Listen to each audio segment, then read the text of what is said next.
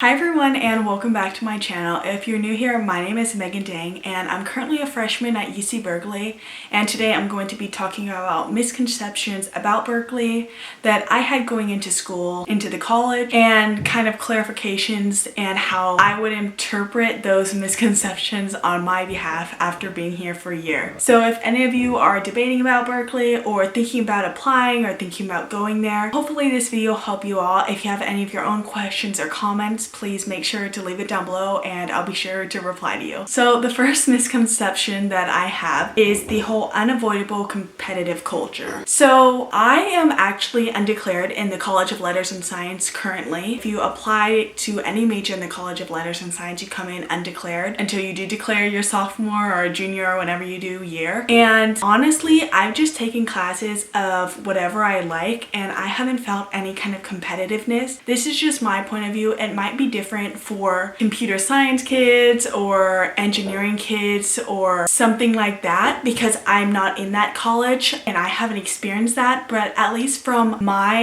experience, it has not been competitive. My first semester at Berkeley, I decided to take a class about fires in California, a rhetoric class about trademarks, my English class, and a yoga class, and a decal, which is kind of like fun Berkeley classes. My fire class, I actually met a lot of kids in my class that we formed study groups and helped one another out, would share Quizlets, would share study guides with one another, send each other notes from class. So that class was that was really interactive for me because I hadn't really done study groups and those kind of things in high school. So actually at Berkeley, it was even more helpful than I had ever experienced in high school. My rhetoric class I met a lot of friends in and we would share notes and help each other out before the test. I know there were lots of group chats for studies before the test and things like that. And in my English class, we had a lot of group projects. So none of my classes anybody was ever trying to compete with me. Actually, if somebody didn't go to class or if I couldn't make it to a class, I would ask somebody to send me the notes and they always would. So that's my experience. And I have friends who are EECS, which is electrical engineering and computer science major, which I know is one of the more difficult ones at Berkeley. And I see them always studying together and working to help one another out. So I would say for the whole competitive culture, that was a big factor on why I didn't want to go to Berkeley when I was debating whether or not to come, because I had heard all these, scary stories about how competitive people are, and I would highly suggest not based on what you hear about how it's competitive, because in the end it ultimately depends on who you surround yourself with. There's going to be competitive people anywhere you go, and I think not choosing a school just because of what you hear about how some people are more competitive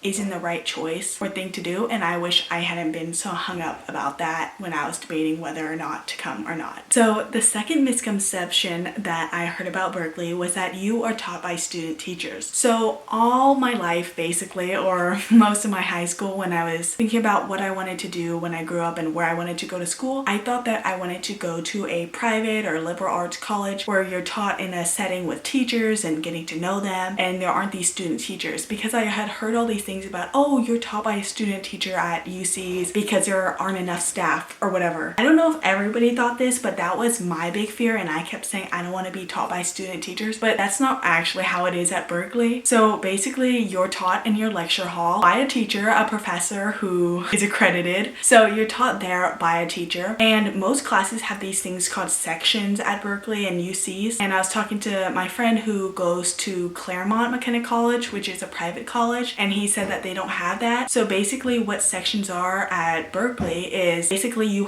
so pretend you have a lecture hall with 300 students, then your class is going to require you go to a section which has only 20 or 30 students, and there you're taught by a GSI, a student teacher, graduate student instructor. So I think that this is extremely helpful because you're not just taught by one person, you're taught by two, and the GSI adds another layer of help and you're able to meet other students in an intimate setting in there. Also, honestly, if you wanted to get to know your teacher, you can just go to office hours. I haven't really just because I was doing fine enough and I didn't really feel a need to go to get extra help. But if you wanted to get to know your teacher, office hours are a great place to do that. And I don't think that necessarily if I had gone to a smaller college with less people in class, I would have gotten to know my teachers any better, just because my personality isn't really like that. So I think it just depends on you, and if you wanted to get to know your teacher, it wouldn't matter if you're in a class with 30 students or 300, you could do it in the end. So basically what this point I'm saying is that at Berkeley, you're not just taught by student teachers,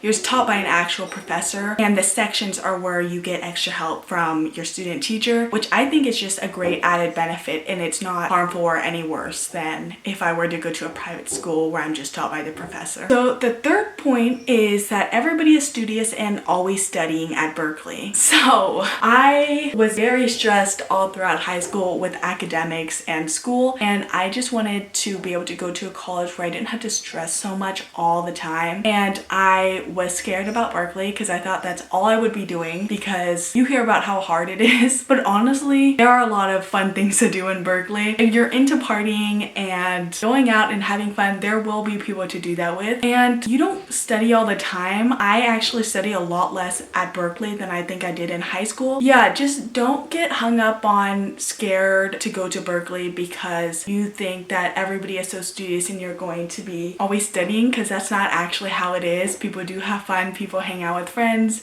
you do things. It just depends on who you find. And I think at the end of the day, a school isn't dictating what you do, it's kind of you and who you surround yourself with. So picking a school based on how you think it'll dictate your social life isn't the greatest thing, because I think that it's you who ultimately decides that and not your school. And the fourth and final point I'm going to be bringing up today for a misconception about Berkeley is that it's crowded and hard to get the classes that you want. So Berkeley is a very big school. It has, I think, like 30 something thousand undergrads and about 10,000 graduate students, so it is crowded. But the weird thing for me was that it's kind of hard to explain, and it might be weird, but I was in this one dorm and you end up going to eat at the same cafeteria, you end up, you know, coming down at the same day, and you have your schedule, so you end up seeing a lot of the familiar faces every single day, even if you are on a big campus, so it feels more intimate. You're kind of in your own little bubble with people that you know. So even though it's huge, you're gonna see a lot of people that you know on campus, and it doesn't feel that overwhelming. I honestly like that. It's just such a